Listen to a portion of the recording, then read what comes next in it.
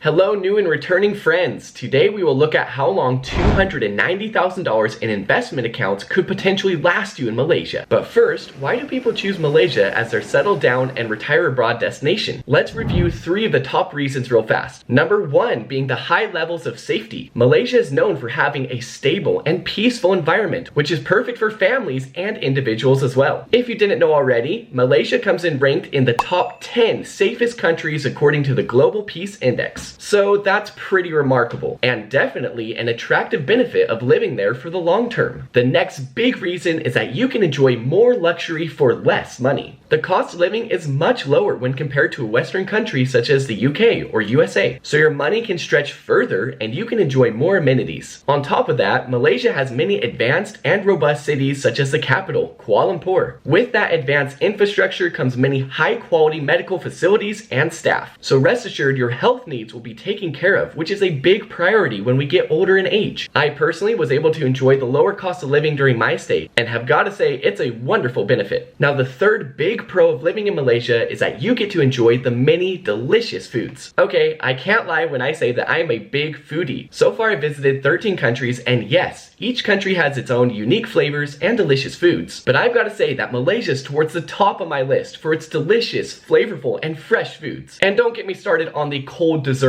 there. They are heavenly. The Malaysian state of Penang is also known as the food capital of Malaysia, and for good reason too. It has a blend of many different countries' foods, and yeah, there are just so many incredible options to choose from. Now the scope of this video is to talk about how long $290,000 will last. So we'll stop here for now with the benefits, but please let me know your favorite thing about Malaysia in the comment section below. Next up, let's answer the following question. How much money do you need to cover monthly expenses in Malaysia? Low, medium, and high budgets. Ultimately, the exact number will vary a bit because we all have different living and spending preferences. But let's go over 3 general budget scenarios. Keep in mind that each of these budgets are for a single individual living in Malaysia. The first is the low budget, where someone could get by but probably wouldn't be living in the downtown area of a major city and would not be dining out in high-end fancy restaurants that often. The amount for this low-end budget is $1,000 a month. Then there's the mid or medium range, where the monthly spending is bumped up by $500 for a total of $1,500 a month. In this situation, you'd be able to live in a slightly nicer place and could hit up both restaurants and spas on a more frequent basis when compared to the lower end budget just mentioned. Then we have the very comfortable or more lavish budget, again for one individual, and it is $2,000 a month. In this situation, you could live a very luxurious lifestyle in a main urban area like Kuala Lumpur. You'd be able to indulge in things more such as dining out more frequently or whatever other activities you prefer. In KL, or Kuala Lumpur for short, the average rent price is anywhere between $400 to $1,000. So we've just got to be smart with our money decisions, but in general, many basic daily goods are much more affordable in Malaysia. I certainly noticed this myself and found the hawker food courts to be extremely affordable and have so many delicious food options. Just remember, there are always ways to save money and don't sleep on ways to be frugal even while living in other countries. Okay, so with those 3 budget scenarios in mind, let's get into the main event and answer the question. How long will $290,000 in retirement savings last? When I say retirement savings, we're referring to investments in the stock market such as 401ks or IRAs. But please friends, make sure to stick around to the end of this section, which covers how important it is to not rely solely upon one source of income in retirement. For today's calculation folks, we'll be using the How Long Will My Retirement Savings Last calculator from nerdwallet.com. We can see that all you need to input is your annual investment return rate, how much you currently have saved up or your nest egg amount, and monthly distributions or the amount that you plan to withdraw from retirement accounts each month to cover those living expenses. A quick plug in here is that the average rate of return since 1957 for the S&P 500 has been about 10% and 6% adjusted for inflation. So we will go with 6%, but keep in mind that some years may have higher returns and some may have lower. We will touch on what to do during years of economic downturn soon. Stay tuned for that. Okay, we'll leave the estimated tax rate at 20%, but of course you're welcome to change that if needed. And we have $290,000 as the amount currently saved up in retirement accounts in the stock market. Alright, we'll start with the low end budget, so we'll have a monthly withdrawal amount of $1,000. It's kind of funny friends, but in this scenario the calculator actually cannot give an expected years that it will last because it says you will have plenty. At these rates, your savings will grow rather than shrink over time, and that is due to compound interest. On to the medium budget range of $1,500 a month. We'll keep all the other information the same. In this scenario, friends, your money could end up lasting a whopping 31 years. And what about a $2,000 a month high-end budget? In this scenario, the money could last 18 years. So definitely not as high as the medium budget, but there are a couple of things that you could do, such as lowering your spending amount each month or increasing your overall nest egg savings amount. To play with different numbers and scenarios, you can check out the calculator for yourself at nerdwallet.com. There are other online calculators out there, but I really like this one, so I went with it for this video. Okay, so times of economic downturns, including times of negative returns, such as a recession. What can or should we do in this scenario? Certainly, it wouldn't be the best option to continue taking out the same amount from your retirement accounts, because you'll just run out of money even faster, especially when living abroad. But there are some steps that each of us can take to have a more financially secure retirement. Number one is to have extra cash in a high yield savings account. This can help cover unplanned expenses and can definitely help when there's an economic downturn. A good rule of thumb is to have 2+ years of expenses saved up just in case. My wife and I keep our high yield savings account separate from the stock market. Number two is to create multiple sources of income. Hopefully by the time you retire, you can have some extra streams of income, such as Social Security or business income. If you haven't already, and no matter what your current age is, I highly recommend going online and creating your own Social Security account at ssa.gov. Once set up, you can see how many working credits you have and whether or not you have enough to qualify for Social Security payments and retirement. Alright friends, I want to share with you now some extra precautions to take before moving abroad to Malaysia. These are a few basic yet powerful personal finance tips that help give us peace of mind, and are in addition to the two I just mentioned previously, having an emergency fund saved up and having multiple streams of income. So it's important to be aware of our spending habits and stick to a budget, right? Some people may get really excited about living in a country with lower cost of living and think that it's fine to just get by without tracking how much they are spending on a daily basis. But that could turn out to be a terrible mistake. Even those small purchases can rack up quickly. So always be mindful of your spending. And yes, stick to a monthly budget. And don't worry friends, you can still enjoy many luxuries in Malaysia and dine out, but just do it within your means. The next thing is to remove the burden of debt. Get out of debt before retiring and moving abroad. I made it a personal goal of mine to pay off all student debt and loans before graduating with my MBA. And although it took a lot of work, I'm so happy to say that I graduated student loan debt free. The feeling of being debt free is unmatched. You don't feel that burden of owing someone something, plus you can use that extra money that would originally go to payment and interest for other more meaningful activities, such as investing or whatever you prefer. Last but not least is just a general recommendation to please visit the place you're planning to live in beforehand. And please don't just visit for a few days, but make sure you're there for a long enough period of time to really get a feel for the atmosphere, culture, living conditions, food, expat community, and so on. It could even look like more than one trip to Malaysia just to make sure that it's a good fit for you. And yes, I knew Malaysia was wonderful for so many reasons, but I didn't fully appreciate its charm until I went there myself and took in the beautiful Penang and Kuala Lumpur. And what's amazing is that the pace of life is up to you. You can choose a more laid-back coastal feel or the bustling city environment. Okay friends, that's a wrap for today's content. Do the numbers mentioned previously about how long $290,000 could last you surprise you? Also, how much do you plan on saving up before moving to Malaysia? Please let us know in the comment section and subscribe for more content about living and retiring abroad to come soon.